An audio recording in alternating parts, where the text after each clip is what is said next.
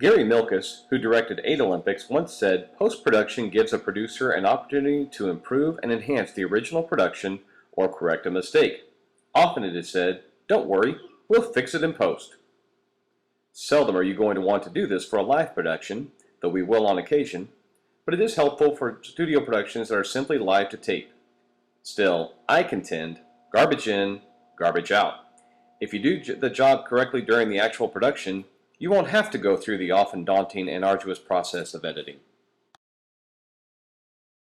Post-production is the process of combining individual shots in the desired order and adding features to make for a more attractive product.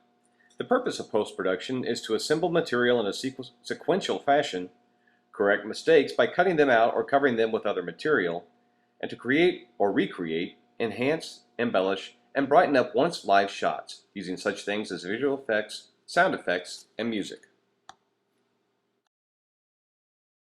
The post-production process should be supervised by the producer. Why? Because he or she generally is the person who knows the plan for the production and understands the network or station's production guidelines or look. The production assistant may assist by logging footage, keeping track of administrative details such as when to schedule interviews and collect artwork, graphics, and music, and organizing footage for the editing session. The goal is continuity. The viewer should not be able to tell the program has been edited. Also, each show should have continuity.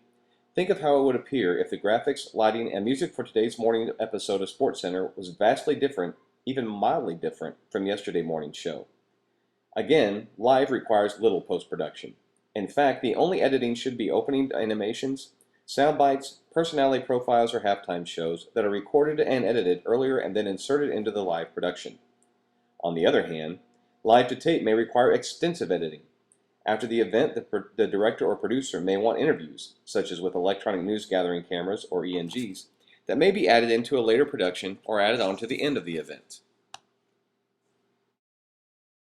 Before editing can begin, the program footage needs to be logged. This requires someone, usually a production assistant, to review all the footage and note the tape identification number, a description of the footage, any appropriate notes, and the time code where the footage can be found in the overall production. On this slide, you can see an example of a logging sheet to document the contents of a videotape. Some things to think about when editing. If you are changing time to a slow motion shot or a reverse angle shot, use a dissolve, wipe, or digital video effect rather than a straight cut. If you are changing venues, use the same technique plus a new establishing shot. For example, if you are going to do a story on a player who has returned from an injury, you may first have him on the football field running the football, and then you use a dissolve followed by a wide shot of him in the training room rehabbing the injury.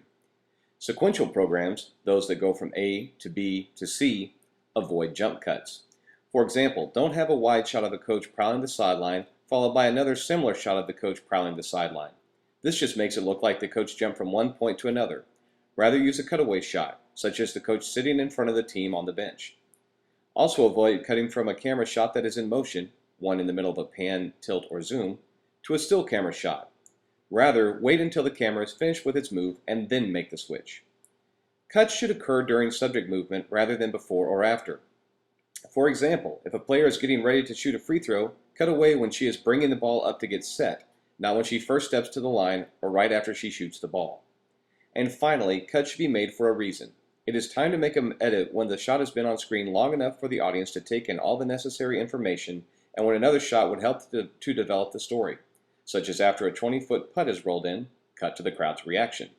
Keep these things in mind and you will take a good production to a great production.